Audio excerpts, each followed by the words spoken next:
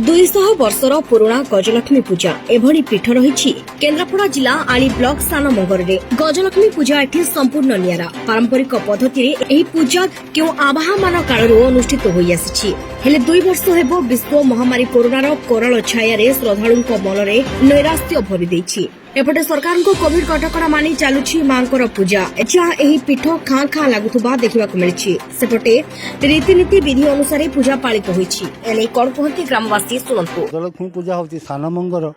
ऐतिह्य एवं सानमंगर परंपरा कहीं कौ आबहमान कालरू आमर सानमंगर गजलक्ष्मी पूजा अनुष्ठित होछि। आमे जहाँ आम पूर्वज मानक ठारू शुणिछु गजलक्ष्मी पूजा आम पर ढेंकानाल केन्द्रापड़ा अनुष्ठित होता सानमंगर गजलक्ष्मी पूजा बहु वर्षर पुराणा आमर सानमंगर गजलक्ष्मी पूजा अवसर में आमर गणेश दुर्गा ड्रामाटिक क्लब पिला माने सांस्कृतिक कार्यक्रम ये अनुष्ठित होता है किंतु कोविड कटकणा आउ से कार्यक्रम अनुष्ठित हो पारना आगुरी एठी विभिन्न बहु माने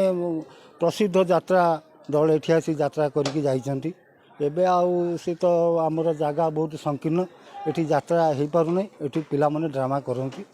एवं आमे माँ को पाखे प्रार्थना करछु आमर माँ गणेश दुर्गा ये अनुष्ठान एमती सबुदिन चालू थाउ एवं अनुष्ठान रो आमर दीर्घमय जीवन कामना करछु। सानमंग ग्रामर आज को आम जन्म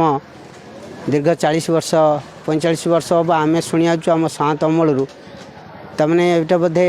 200 वर्ष पाखापाखि कारण आम जहाँ शुणुचु 200 वर्ष आम जन्म आगुरी एवं आम सात जन्म आगुरी ता मध्य सठिक कई कहीपरूना जे 250 वर्ष कि 300 वर्ष आम कहीपर कि जते साहय 200 वर्ष एवं होमर ये गजलक्ष्मी पूजा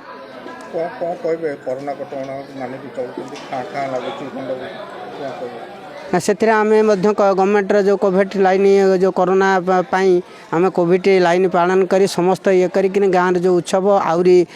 भल रकम जाकजमक पालित होता था सानमंगरे दीर्घ वर्ष द्वारा आम जो पालुलु प्रति जगार दुकान पड़ूला एवं समस्त घरे बंधु बांधव एवं सपरिवार को लेकिन ये गजलक्ष्मी पूजा करा जाए किंतु से भाईचारा आज ना ये कोरोना उत्सव पाई से भाईचारा आज ना ना से उत्सव आम सानमंगर प्रस्तर से कोरोना पाई समस्त मोड़ी जाइए। निश्चित भाव में आम सानमंगर गजलक्ष्मी पूजा बहु आडंबर पालित हुए एवं एठू माटी नहीं कि आम शुणुचु केन्द्रापड़ा गजलक्ष्मी पूजा स्थापन होती तेणु ये गजलक्ष्मी पूजा को आम आमर सात कौन आमर बापा